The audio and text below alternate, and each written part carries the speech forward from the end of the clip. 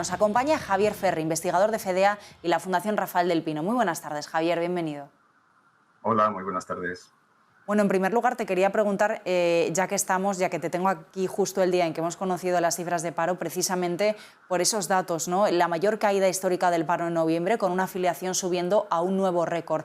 ¿Qué nos dicen estas magnitudes, estas cifras de noviembre, sobre en qué punto está nuestro mercado laboral, teniendo en cuenta, bueno, pues esos déficits estructurales que ya teníamos antes de la pandemia y que arrastramos y, bueno, pues las cifras de recuperación que vamos viendo mes a mes? Bueno, está claro que lo que está sucediendo con el mercado de trabajo pues está ofreciendo unas mejores cifras que lo que sucede con la parte de la producción. El mercado de trabajo muestra un dinamismo que es sorprendente si lo comparamos con lo que nos dicen las últimas estimaciones del INI sobre la producción en el segundo y en el tercer trimestre del año. Efectivamente, son datos muy buenos, pero son datos, por otra parte, esperables. Después de una caída de actividad tan acusada como la que observamos durante los periodos de confinamiento de la pandemia, pues también era esperable un aumento en la actividad económica a medida que se iban relajando las restricciones, y eso es lo que estamos observando básicamente en el mercado de trabajo y no tanto, y esto es lo sorprendente, en el mercado de bienes y servicios, es decir, en la producción y en la renta agregada. Voy a preguntarte precisamente por eso, ¿no? ¿Qué está pasando con la productividad en España? ¿Qué está pasando con las horas trabajadas? Y bueno, pues esa productividad que es un reto, ¿no?, de España desde hace bastantes años, con pérdidas, ¿no?, desde hace bastante tiempo y con, bueno, pues un nivel que no conseguimos recuperar y engancharnos, ¿no?, a esa mejora de productividades, sobre todo si nos comparamos con otros países europeos. Y todo ello en medio de unas negociaciones para la reforma laboral que, bueno, pues están intentando acelerar las diferentes partes implicadas en este momento, pero que en cualquier caso ataja o intenta atajar la temporalidad. Hay diferente debate al respecto de qué manera sería la adecuada para hacerlo y de cómo sería el equilibrio entre, bueno, pues una protección de los trabajadores y una flexibilidad que necesitan las empresas. Sí, yo creo que conviene distinguir entre lo que es un análisis meramente coyuntural, es decir, lo que está pasando y lo que ha pasado en el pasado inmediato y lo que va a suceder en el futuro inmediato, de lo que es un análisis mucho más estructural, ¿no?, que tiene que ver con los problemas que, como tú has dicho anteriormente, afectan de fondo a la economía española. Entonces, en el plano estructural es cierto que si nos creemos esta caída, que no la creemos, efectivamente, del desempleo, este aumento en el empleo, y nos creemos la relativamente moderada subida del PIB del tercer trimestre y la mucho más moderada subida del PIB del segundo trimestre, es cierto que esto lleva aparejado una caída importante de la productividad. Falta por ver si realmente la revisión que va a hacer el INI del PIB del tercer trimestre nos lleva a una sorpresa, en este caso positiva, igual que nos lleva a una sorpresa negativa con la revisión del segundo trimestre de la producción, pues igual puede pasar con la revisión que nos haga del PIB del tercer trimestre. Podría ir en esta dirección, dado que parece que hay un desacoplamiento muy grande entre estas dos magnitudes del mercado de trabajo y la productividad. Eso en cuanto a la coyuntura meramente explicativa de lo que está sucediendo en estos meses, ¿no? Por tanto, con la información que tenemos ahora podemos hablar de una caída de la productividad. Seguramente esa caída de la productividad sería menor si tenemos en cuenta pues, que el aumento en el empleo pues, muchas veces va aparejado a una reducción de las horas trabajadas por empleado. Por tanto, si en términos de horas trabajadas totales, la productividad a lo mejor no habría caído tanto como se hubiera deducido o se podría deducir únicamente de los datos brutos de empleo y desempleo. En el plano más estructural, como tú efectivamente has comentado, pues España es una economía que desde hace ya varias décadas pues, ha mostrado un comportamiento muy malo, realmente malo, de la productividad cuando nos comparamos con otras economías de nuestro entorno económico y de Europa. Afrontar este problema estructural de la productividad es fundamental si lo que queremos es sentar las bases de un crecimiento más sólido en el futuro, porque esta coyuntura pasará, igual que pasó la coyuntura negativa relacionada con la pandemia, esta coyuntura positiva también pasará, esperemos que antes, más pronto que más tarde. Cuando me refiero más pronto, quiero decir que la recuperación llegue cuanto antes, mejor, la recuperación completa, pero después de eso pues hay una serie de retos que tiene que afrontar la economía española y eso está todavía pendiente y de eso se tiene que hablar mucho. ¿Qué principales patas crees tú que debería afrontar una reforma laboral como la que se está negociando en estos momentos? El mercado de trabajo es una de las patas, obviamente, eso es fundamental, porque el mercado de trabajo español es una anomalía no solo en el contexto europeo, sino en el contexto mundial. Es una anomalía que llevamos sufriendo los españoles desde hace 4 décadas, más de 40 años. Y esto se tiene que solucionar. No hay ninguna causa intrínseca en la sociedad española que nos diga que nosotros tenemos que soportar una tasa de desempleo estructural de 14 puntos, más del doble de lo que es en Europa, por ejemplo. No hay ninguna causa. Y el desempleo juvenil el doble, el desempleo juvenil el doble. Bueno, entonces, pues si no hay ninguna causa intrínseca, ¿a qué se debe? Pues se debe básicamente a una regulación deficiente del mercado de trabajo y unas instituciones deficientes del mercado de trabajo. Y por instituciones del mercado de trabajo me refiero pues, a políticas tanto pasivas, que tienen que ver con el tipo de contratos, tiene que ver con los subsidios de desempleo, la duración, la cuantía del subsidio de desempleo, etcétera, como de políticas activas del mercado de trabajo, que básicamente tiene que ver con la capacidad que tienen las oficinas de empleo de emparejar de nuevo a trabajadores con empresas.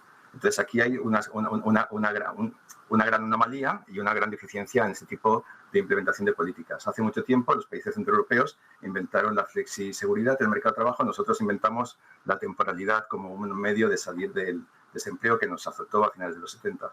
Bueno, pues esto tuvo su motivación en aquella época, sirvió para lo que sirvió, pero desde entonces se ha mostrado francamente negativo, ¿no? Porque lo que hace básicamente es que cuando la economía se refría un poco, pues aumenta mucho lo que es el desempleo, es decir, hay un ajuste en lo que los economistas llamamos margen extensivo, que tiene que ver con despedir trabajadores frente a otros mecanismos que tienen que ver con margen intensivo, que es mantener trabajadores y reducir horas. Esto último lo estamos viendo un poquito más, lo hemos visto un poquito más en la presente crisis, y básicamente ¿a qué se debe esto? Pues básicamente se debe a que se han articulado, porque los ERTE se pueden definir de esta forma, se han articulado mecanismos de flexibilización interna del trabajo por parte de las empresas. Y yo creo que hay que incidir en esa vía, en la vía de tratar de flexibilizar a nivel interno las condiciones laborales dentro de la empresa y no mirar tanto a lo que es la forma más extensa de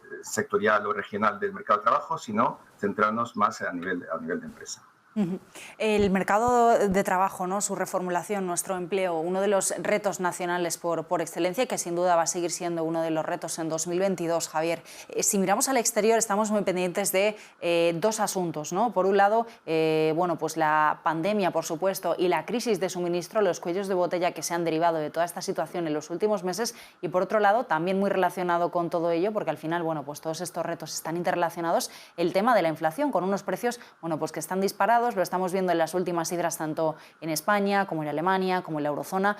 ¿Cómo está afectando esta crisis de suministros y de inflación a la economía española? Hoy, por ejemplo, leíamos un informe del Banco de España en que estima que esas disrupciones de la cadena global de suministros podrían restar entre 2 y 3 décimas al PIB en 2021. De cara a 2022, aunque esperamos que estos asuntos se resuelvan, sobre todo de cara al segundo semestre del año, ¿de qué manera van a impactar en la recuperación y en las necesidades de la economía nacional?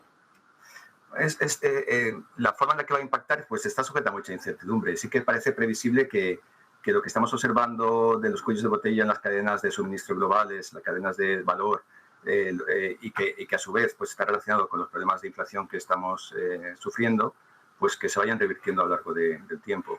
Bueno, esto digo que está sujeto a incertidumbre porque depende de muchas cosas, ¿no? Depende efectivamente de que las causas que han dado lugar a esta disrupción, ¿no? que tiene que ver básicamente con un aumento muy grande de la demanda después de la relajación de las restricciones originadas por la pandemia y a su vez esa mayor demanda, ese impulso de demanda no se ha visto compensado por una mayor oferta debido a que cuando se pone en funcionamiento todo lo que es la producción a nivel mundial, pues hemos visto que efectivamente hay restricciones en el mercado de transporte básicamente y también en el mercado de suministro de materias primas. Pues ese mismatch entre demanda y oferta pues ha originado presiones, estrangulamientos en el mercado de suministros y también está detrás de los problemas de inflación derivados del mercado energético. Entonces, ¿hasta qué punto esto se va a trasladar al futuro más o menos? Pues va a depender de muchos factores. Un factor, por ejemplo, es hasta qué punto se va a trasladar esta mayor inflación a los convenios salariales, por ejemplo. Parece que no va a ser así, pero no lo sabemos tampoco. Pues, ¿por qué? Porque hay mucha incertidumbre. No sabemos realmente cuál va a ser el resultado final de la reforma laboral que se va a plantear en un futuro próximo. No lo sabemos tampoco. No sabemos exactamente cómo van a variar las capacidades de negociación de los agentes sociales dentro de de esa futura reforma laboral. De esto va a depender mucho la capacidad que tengan los agentes sociales de trasladar a salarios y a precios esta inflación que de momento están absorbiendo en gran medida los márgenes empresariales. Pero bueno, sobre esto hay mucha incertidumbre también. ¿Qué otras palancas y bueno, pues puntos clave ves tú para la economía española de cara a 2022? Estamos muy pendientes, bueno, de todas estas incertidumbres que hemos mencionado, también de los fondos europeos, y todo ello en un momento en que ha habido dudas, ¿no?, sobre el crecimiento de la economía española, rebaja de perspectivas en bloque, y con la duda sobre, bueno, por qué la economía española no despega, ¿no?, y finalmente se queda rezagada este 2021. Bueno, ¿veremos ese crecimiento potencial ya en 2022? Yo lo dudo. Aquí hay bastante confusión. Cuando los medios de comunicación hablan de recuperar los niveles prepandemia, están hablando de recuperar el nivel del PIB previo a la pandemia. Recuperar el nivel del PIB previo a la pandemia no es recuperar la economía que habríamos tenido si no hubiera habido pandemia. Porque recuperar la economía que habríamos tenido si no hubiera habido pandemia tiene que tener en cuenta también el crecimiento que hemos ido perdiendo a lo largo de estos 2 años o 3 años, si tenemos en cuenta el año que viene, el crecimiento que hemos perdido como consecuencia de la pandemia. Es decir, recuperar el nivel prepandemia no es suficiente, tenemos que recuperar también el crecimiento perdido. Esto supone crecer de forma intensa en 2 o 3 años o 4 años. Por lo tanto, la brecha de producción con respecto a la producción potencial, que es básicamente donde nos encontrábamos antes de la pandemia, eso lo recuperaremos previsiblemente hasta finales de 2023 o principios de 2024. Se está retrasando en España con respecto a otros países. La recuperación está siendo más lenta porque también la caída había sido muy acusada. Pero además de que la caída ha sido muy acusada, pues hay unos problemas estructurales que afectan a la economía española y que también afectan al dinamismo que puede mostrar incluso en el corto plazo, pues para salir de las crisis, ¿no? Y esto tiene que ver pues con lo que hemos dicho antes, una muy baja productividad que a su vez está relacionada con problemas de formación en el mercado de trabajo, problemas de formación también a nivel de educación, el mismatch entre nuevas tecnologías y las habilidades de los trabajadores. Tenemos una administración realmente bueno, que no es lo eficiente que podría ser. Tenemos unos problemas importantes que tenemos que solucionar si queremos realmente retomar a la senda de crecimiento que nos correspondía tener antes de la pandemia, no solo el nivel, sino la senda de crecimiento. Los fondos estructurales que nos van a llegar de Europa a través del programa Next Generation van a jugar un papel importante. Yo sobre esto no soy tampoco demasiado optimista, porque estos fondos tienen una doble dimensión. Una primera dimensión es jugar un papel contracíclico, es una política fiscal que viene de Europa y que, por lo tanto, pues sirve para estimular la economía a corto plazo. Y aquí es donde soy poco optimista, porque lo que estamos viendo es que, bueno, que van con mucho retraso. Lo que es la implementación de los fondos, la ejecución de los fondos va con mucho retraso. Es algo tradicional en lo que es el comportamiento de las administraciones públicas españolas con respecto a los fondos europeos, pero máxime si tenemos en cuenta las características especiales que tienen estos fondos. Es decir, nos ha llegado mucho dinero de repente y nos ha llegado para emplearlo en cosas particulares en las que no es fácil emplearlos. Y entonces, bueno, esto va a suponer retrasos. La segunda dimensión, ¿hasta qué punto serán estos fondos capaces de ponernos en la senda de la transición ecológica, de la transición digital, que básicamente es el objetivo de largo plazo de estos fondos? Bueno, pues esto va a depender mucho del acierto en la elección de los proyectos. Y bueno, y sobre eso también hay mucha incertidumbre. De momento esperemos que sea así, pero no lo sabemos. Pues Javier Ferri, muchísimas gracias por acompañarnos en este especial Perspectivas 2022 y por acercarnos tu análisis del mercado laboral y también de la economía española. Muy buenas tardes. Muchas gracias a vosotros. Buenas tardes, encantado.